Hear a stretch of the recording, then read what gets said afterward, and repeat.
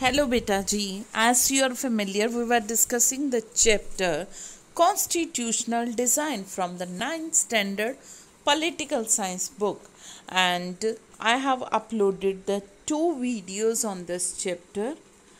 And today is the third part of the chapter Constitutional Design.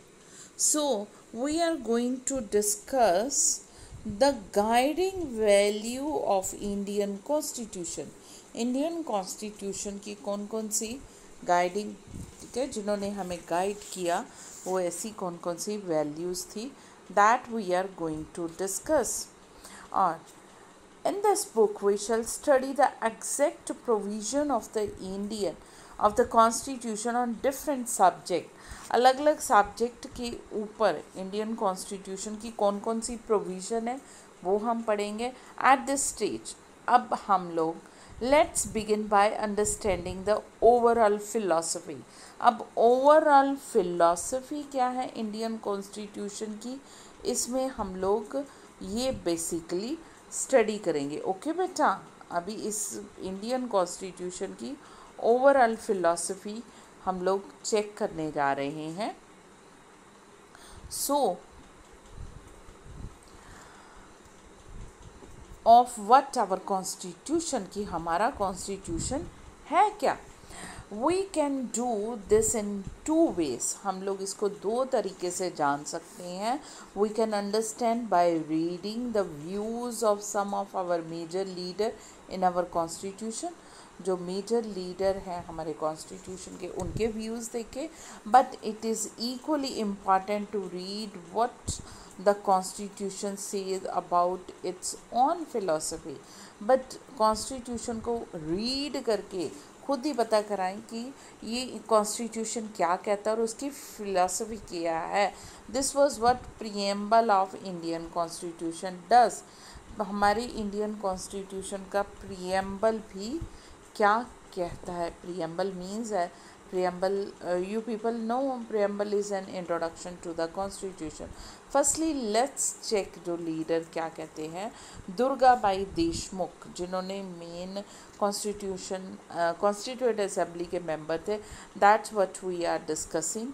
yesterday we have discussed about Dr. Rajendra Prasad, then we have also discussed about Jaipal Singh and H.C. Mukherjee, and today is Durgabai Deshmukh. Okay, Durgabai Deshmukh जो है 1909 और 1981 तक ये रही हैं और इनका birth हुआ है. She was born in Andhra Pradesh. Andhra Pradesh में इनका जन्म हुआ है और एडवोकेट भी थे, ये पब्लिक एक्टिविस्ट थे for women. Okay, emancipation, founder of Andhra Mahila Sabha, ladies की वेलफेयर के लिए बहुत काम किया वीमेन की. और जो आंध्रा महिला सभा की ये फाउंडर थी और कांग्रेस लीडर रही हैं. Later founder, chairperson of central social welfare board. Okay, central social welfare board की ये चेयरपर्सन रहे हैं. Let's check the other. Next we are discussing the Baldev Singh. Baldev Singh जो है 1901 से लेकर 1961 तक ये रहे हैं और इनका बर्थ हुआ है हरियाणा में. और ये जो हैं सक्सेसफुल एंटरप्रेन्योर एंड बिजनेसमैन थे, बहुत सक्सेसफुल एक लीडर ऑफ, ये लीडर जो थे, okay, Panthic Akali party in Punjab assembly में, और नॉमिनी ऑफ द कांग्रेस के नॉमिनी रहे हैं. Nominee of Congress in the constituent assembly में ये कांग्रेस पार्टी की तरफ से नॉमिनी थे. डिफेंस मिनिस्टर भी रहे हैं हमारे यूनियन कैबिनेट में इंडिपेंडेंस के बाद, बलदेव सिंह. हाँ जी, now we are discussing about the dream and the promise, जो सपना था और जो वादा था. ओके, कॉन्स्टिट्यूशन फ्रेमर का. Some of you have noticed a name missing from the sketches of maker of constitution. आप लोगों ने ध्यान दिया होगा कि एक पर्सन का जो है वो नेम मिसिंग है कॉन्स्टिट्यूशन फ्रेमर्स की मेकर्स की लिस्ट से, और वो नाम है महात्मा गांधी का।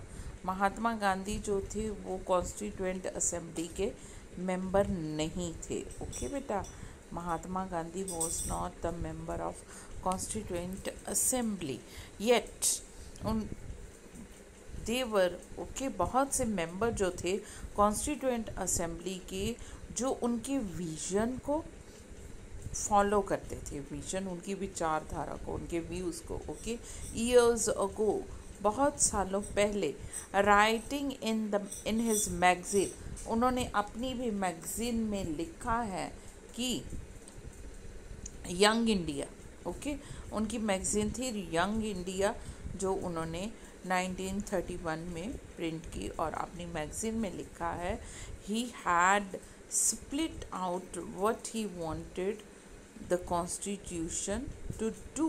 ओके, वो चाहते हैं कि जो कॉन्स्टिट्यूशन है वो क्या करे, कैसा होना चाहिए या क्या होना चाहिए, ये है उनकी विश महात्मा गांधी की। You have to read it properly and still you are getting problem in understanding, send me your that you want that I should read and narrate this speech properly. So eagerly waiting for your comment, otherwise you have to read yourself. In the meanwhile side पे ये आपका Kanhaiya Lal, okay, Manik लाल मुंशी जी हैं, जो constituent assembly के member थे, उनके बारे में मेंशन है। ही was born in Gujarat in 1887 1971। Advocate, historian, advocate थे, ये भी हिस्टोरियन थे, और लिंग्विस्टिक कांग्रेस लीडर रहे हैं, और गांधीयन, जिसको हम लोग कहते हैं गांधी विचारधारा से, ठीक है, बहुत ज़्यादा इम्प्रेस्ड थे, उन्हीं को फॉलो करते थे। Later minister in the union cabinet and founder of the Swatantra party, फिर उन्होंने बाद में पार्टी में। ओके, सो ये है। मूविंग टू द नेक्स्ट हम लोग चल रहे हैं, ये है this dream of an India that has eliminated inequality, कि सपना है इनइक्वालिटी जो है वो ख़त्म हो, एलिमिनेट, जड़ से ख़त्म हो जाना, ख़त्म हो। Doctor B.R. अम्बेडकर जो है उन्होंने की रोल प्ले किया है कॉन्स्टिट्यूशन मेकिंग में। Okay, but he had a different understanding, उनकी जो अंडरस्टैंडिंग थी, समझ थी इनइक्वालिटीज़ के बारे में, वो बिल्कुल डिफरेंट थी। वो कहते हैं कि ये जो है could be remove, he often bitterly criticised Mahatma Gandhi, वो हमेशा महात्मा गांधी को भी बहुत बुरी तरह से क्रिटिसाइज़ किया, बिटरली, ठीक है, क्रिटिसाइज़ करते थे अनटचेबिलिटी के मामले में। और in his concluding speech to the Constituent Assembly, he stated his anxiety over very clearly. Okay, ये है बाबा साहेब भीमराव अंबेडकर जी। ओके, सो इनका बर्थ हुआ था मध्य प्रदेश में। चेयरमैन रहे हैं ड्राफ्टिंग कमेटी के, सोशल रेवोल्यूशनरी थिंकर थे, एजिटेटर थे। ओके, और अगेंस्ट कास्ट डिवीज़न। बेटा clearly I want to just inform you, add in your information, Hindu religion जो था वो हमारे, आपने देखा होगा साउथ एशियन कंट्रीज़ में अभी भी टेम्पल जाओ बहुत तरह के मिलते हैं, इंडोनेशिया में इधर बहुत बड़े बड़े। तो ये हिंदू रिलीजन जो था मतलब बहुत ज़्यादा फैला हुआ था मिडल ईस्टर्न कंट्री में भी, ड्यू टू रिजिड रिचुअल्स और कास्ट सिस्टम। ओके, रिजिडिटी जो थी कास्ट सिस्टम की, इस वजह से भी, और अभी भी जो जिसको हम लोग लोअर कास्ट कहते हैं वो रिलीजन छोड़ के दूसरा अडॉप्ट कर ले, क्योंकि आज के टाइम पे भी कुछ लोगों की सोच नहीं बदली है, कास्ट को लेकर बहुत ऑर्थोडॉक्स है। सो ये रिमूव करना बहुत ज़रूरी है। ओके, सो ये इसीलिए बाबा साहब जो थे वो अगेंस्ट थे कास्ट डिवीज़न को लेकर, सोसाइटी में कास्ट के अकॉर्डिंगली डिवीज़न नहीं होनी चाहिए। लेटर लॉ मिनिस्टर जो था in the first cabinet of post independent India, founder of Republican party. ये लॉ मिनिस्टर रहे हैं, ओके, जब नई सरकार बनी थी, बट बाद में उन्होंने रिपब्लिकन पार्टी फॉर्म की है। ओके बेटा, so moving to the next one. Next है हमारे श्यामा प्रसाद मुखर्जी। श्यामा प्रसाद मुखर्जी जो थे, इनका बर्थ हुआ है 1901 और 1953 तक। उनका बर्थ हुआ है वेस्ट बंगाल में। He was born in West Bengal. Minister of industry वो रहे हैं and supply in interim government. Okay, interim government में, ये इंटरिम गवर्नमेंट आपको पता है 1946 के बाद ये बनी थी, इंडिपेंडेंस से पहले। और एजुकेशनिस्ट एंड लॉयर थे। Okay, active in Hindu Mahasabha and later founded president of भारतीय जनसंघ, जो बाद में जनता पार्टी, भारतीय जनता पार्टी बन गई। इन्होंने फाउंड की थी भारतीय जनसंघ। ओके बेटा, Shyama Prasad Mukherjee. Now we are discussing here. So ये जो था गांधी जी का विजन था, जिसको हम लोग डिस्कस कर रहे थे कि भीमराव अंबेडकर, बाबा साहब जो थे, बिटरली अगेंस्ट थे। ओके, कि अनटचेबिलिटी ऐसे नहीं। Finally let's turn to Pandit Jawaharlal Nehru giving speech. ये again I want to tell you कि this part you have to read properly, कि कैसे जो है 26 जनवरी 1950, okay, we are going to enter a life of contradictions in the politics. ये आपने speech read करनी है each and every, okay, leader की। देन है पंडित जवाहरलाल नेहरू की स्पीच है constituent assembly at amidst the stroke of 15 अगस्त, जब इंडिया को इंडिपेंडेंस मिली है, उसकी मिड नाइट को। ओके, ये स्पीच है उनकी। Then we are moving to the next page. ये महात्मा गांधी की ये स्पीच है। You have to read this one again. Getting problem, send me comment section. I will read all the statement and explain it properly in the next video. Otherwise the last वाला video हमारा 50 minutes का बन गया था, more than 50 minutes, तो students are not interested in the long videos, that's why. So पंडित जवाहरलाल नेहरू जी यहाँ पे हैं। पंडित जवाहरलाल नेहरू, इनका बर्थ हुआ था उत्तर प्रदेश में। ओके, 1889 टू 1964 तक first prime minister of India, ये हमें पता ही है। बट इंटरिम गवर्नमेंट में ये लॉयर मिनिस्टर थे, कांग्रेस लीडर, एडवोकेट, ओके, ये भी हमें पता है। और democracy and anti imperialism, first prime minister of India. Then Sarojini Naidu, इनका बर्थ हुआ है आंध्र प्रदेश में। ये एक पोएट थी, okay, poet, writer and political activist थे। Among the foremost women leader in the Congress, leader, governor, ये यूपी की first you can say women governor भी रही हैं। देन द नेक्स्ट है सोमनाथ लहरी। सोमनाथ लहरी 1901 टू 1984 तक, और इनका बर्थ वेस्ट बंगाल में हुआ था। ये भी राइटर, एडिटर हैं और कम्युनिस्ट पार्टी के लीडर हैं Somnath Lahiri ji. Later member of Bengal West Bengal legislative assembly के ये मेंबर भी रहे हैं।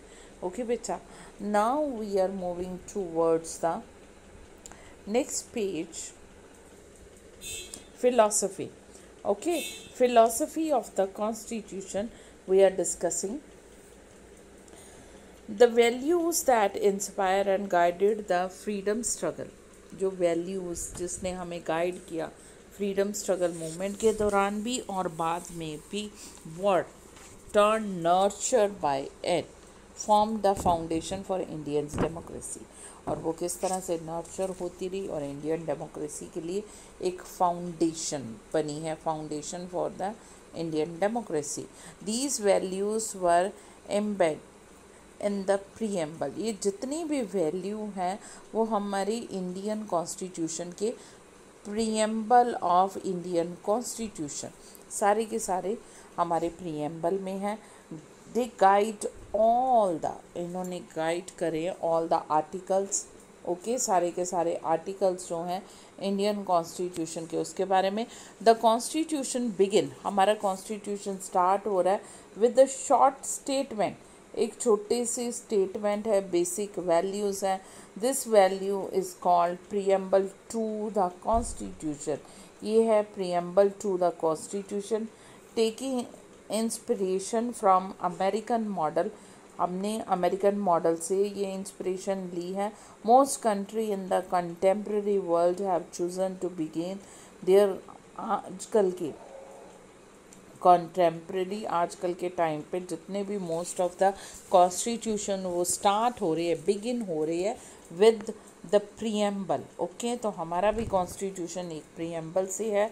This is the preamble of Indian, okay, we the people of India, हमारा कॉन्स्टिट्यूशन जो है इंडियन पीपल को समर्पित है, डेडिकेटेड है, उनके नाम पे है, okay. We the people of India ऐसे स्टार्ट होता है।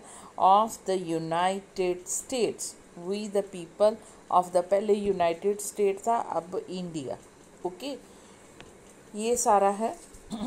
In order to form a more perfect union, establish justice, insure democratic, आपको पता है कितने ही अमेंडमेंट्स हुए हैं, इसको इंडियन प्रीएम्बल में भी ऐड किया गया है, वर्ड सेकुलरिज्म। सो फाइनल जो है आप लोगों की बुक में है, ठीक है। ये जो है ये जो है यूनाइटेड स्टेट्स का है, ओके, ये अमेरिका का है, यूएसए का है preamble, okay. I started reading as it's the preamble of Indian Constitution. So this is the in this book this is,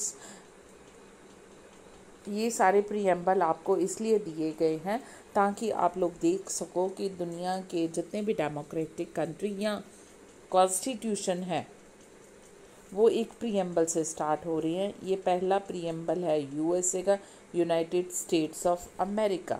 सो इसीलिए जो है we the people of United State यहाँ पे है, और देन सेकंड है साउथ अफ्रीका का, यहाँ पे preamble, we the people of South Africa recognise the injustice of our past, जो उनका पीछे हुआ है। आप एक बार रीड ज़रूर कर लेना, but here we are going to read the Indian preamble only.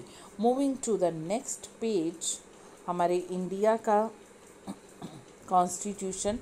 So let's read the preamble of our constitution. हमारा प्रीएम्बल जो है कॉन्स्टिट्यूशन का, री केयरफुली एंड अंडरस्टैंड, इसको बड़े ध्यान से पढ़ना है और समझना है।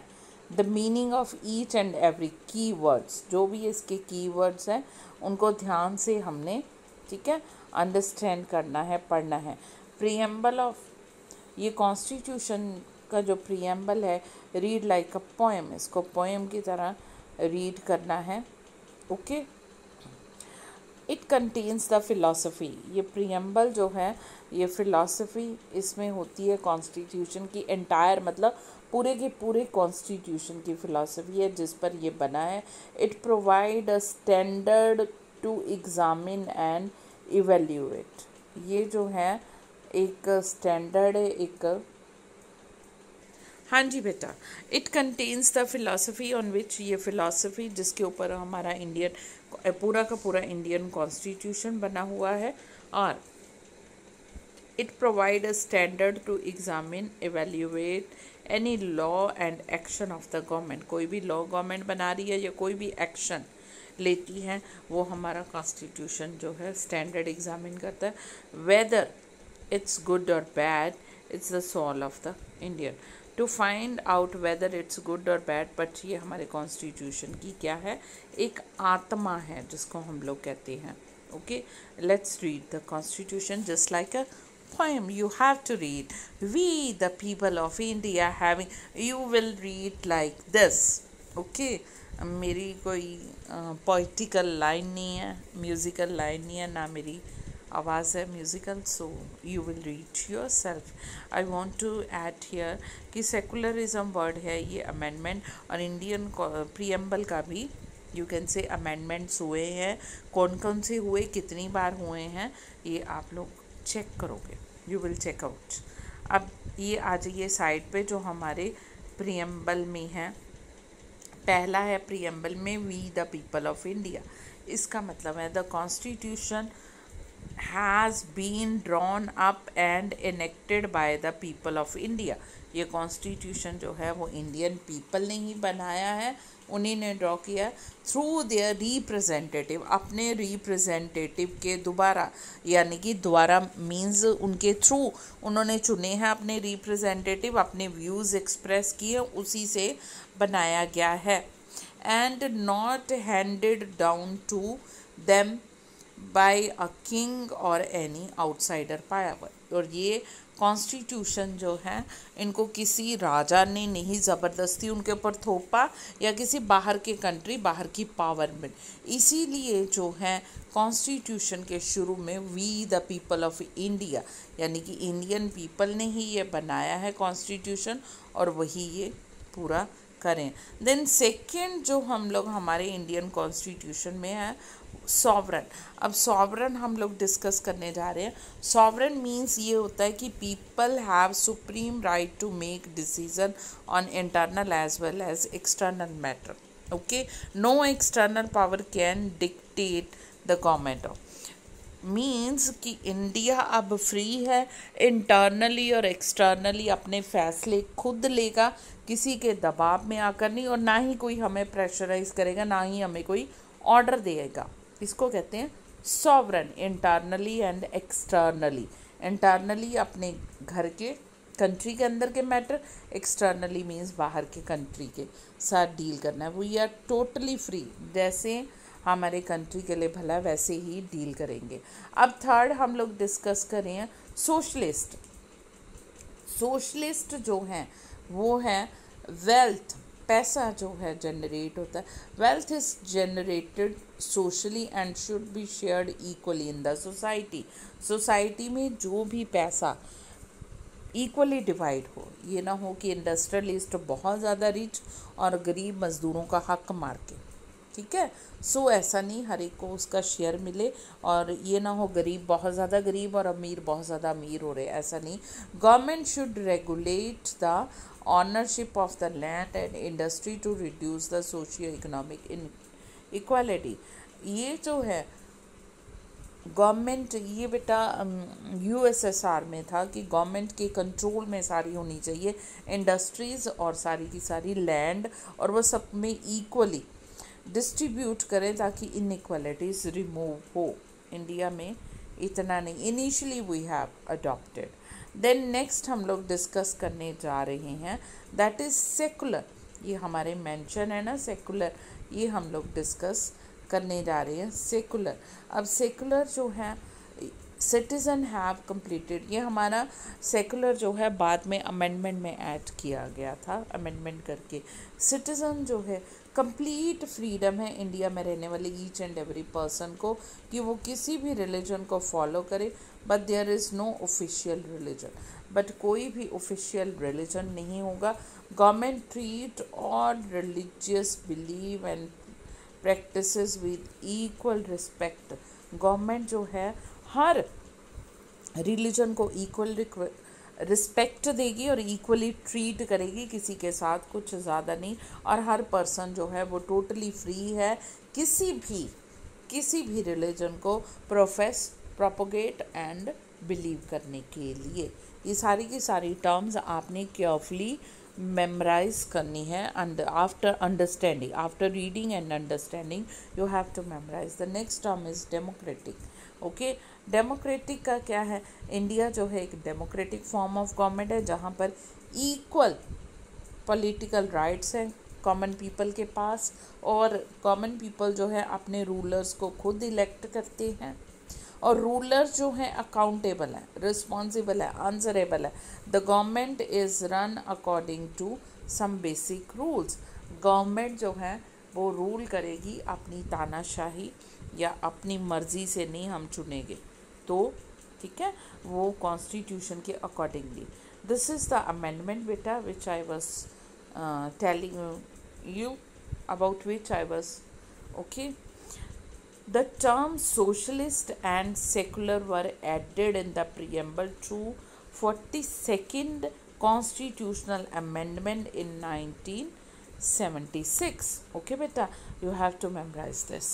After 42nd amendment हुई हमारी कॉन्स्टिट्यूशन की, उसके बाद socialism, socialist and secular word add किए गए। कब किए गए? 1976 में। ओके अब नेक्स्ट आ रही है हमारी टर्म है republic. Republic means the head of the state is elected person, not a hereditary. Head of the state हमारे हैं प्रेसिडेंट, आपको पता है। Okay, you are familiar. Head of the state हमारे कौन है? President of India and he is elected. Okay, you are familiar. और indirectly elected है वो भी। इंग्लैंड के हेड ऑफ द स्टेट इस टाइम पे है, प्रेजेंटली है queen.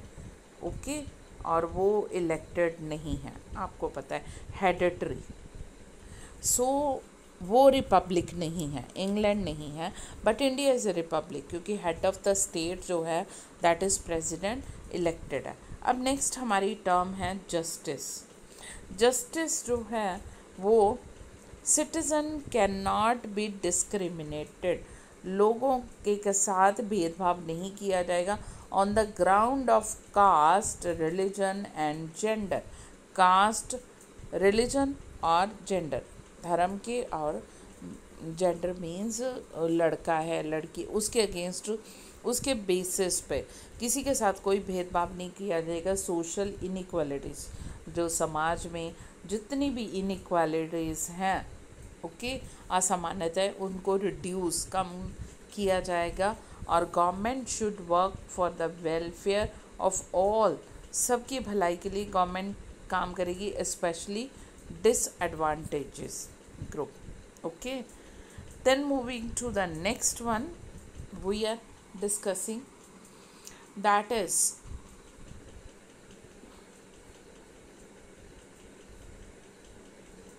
moving to the next one, liberty. Liberty, there is no unreasonable restriction, पाबंदियाँ अब नहीं लगाएंगी, ठीक है। रिस्ट्रिक्शन मीन्स पाबंदियाँ अब नहीं होंगी। Citizen in what they think, लोगों को सोचने की, अपने व्यूज़ एक्सप्रेस करने की, ओके, थॉट्स को एक्सप्रेस करने की पूरी फ्रीडम है। Way they wish to follow their thought and action, जैसे भी हैं, मीन्स ये नहीं दूसरे को हमने हर्ट करना है, गाली गलोच करनी है, कुछ ऐसा नहीं है, but we are free to express our views and thoughts. Okay, कोई अनरीजनेबल अब उस पर क्या है, रिस्ट्रिक्शन नहीं होंगी। Moving to the next one, next हमारा है equality. Okay, equality means equal है सभी के सभी। All are equal before law, कानून के सामने सारे बिफोर, कानून के सामने सारे के सारे इक्वल है। द ट्रेडिशनल सोशल, जो ट्रेडिशनल इनइक्वालिटी थी, आपको पता ही है, ट्रेडिशनल हमारी परंपरागत सोसाइटी में वर्ना सिस्टम था। ओके, कास्ट सिस्टम हम लोग जिसको कहते हैं, ये वर्ना सिस्टम 4 वर्नास में डिवाइडेड थे, तो ये इनइक्वालिटीज़, इसको ख़त्म कर दिया गया है। गवर्नमेंट शुड इंश्योर, अब गवर्नमेंट ये पूरा सुनिश्चित करेगी कि सब लोगों को इक्वल अपॉर्चुनिटी मिले हर स्फीयर में। Then last one is fraternity. Fraternity means भाईचारा। There should be, all of us should behave as if we are the member of the same family. Okay, भाईचारा तभी होगा जब हम लोग सोचेंगे कि we are the member of the same family. No one should treat a fellow citizen, और inferior किसी को भी नहीं ट्रीट किया जाएगा। And here in this page you have the preamble also, and you will read the preamble to Indian Constitution. This is the preamble. You have to read, understand, and then memorize it properly. Then we are moving to the next page, and that is the institutional design.